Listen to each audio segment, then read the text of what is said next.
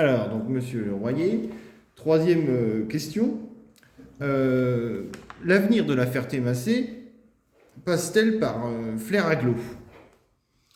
L'avenir de la Ferté-Macé passe par une adhésion de la Ferté-Macé à la communauté de communes du Pays Fertois, c'est-à-dire sortir de Flair Aglo.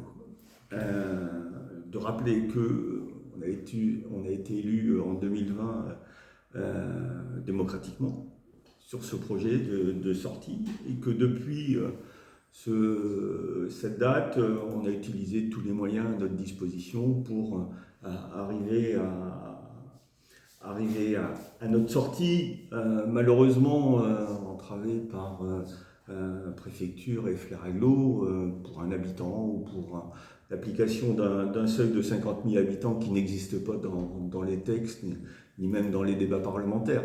Voilà, ce qui a été confirmé par le tribunal administratif, puis de la Cour d'appel de Nantes, et malheureusement on est toujours en procédure puisque le Conseil d'État devrait se prononcer prochainement. Nous, l'importance, c'est de rejoindre dans une même intercommunalité les communes de notre bassin de vie. On est aujourd'hui, la Ferté-Macé, isolé de ces communes-là. Un exemple, une entreprise était installée sur la Ferté-Macé depuis des décennies, vient de quitter la Ferté-Macé pour aller s'installer à Magny-le-Désert, à 3 km. Pourquoi ? Parce que voilà, le taux de cotisation foncière des entreprises est beaucoup plus faible sur Magny que sur Flair Aglo.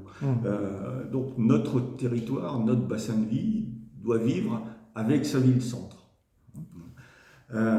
Donc on continuera, on est renforcé dans notre position par un rapport récent déposé au Sénat le 23 septembre 2025, rapport qui a été fait au niveau national et qui indique qu'il faudrait permettre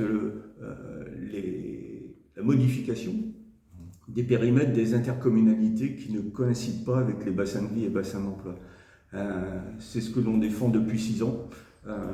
Voilà, on espère aussi que cette démarche au Sénat puisse faire avancer la législation sur ce sujet.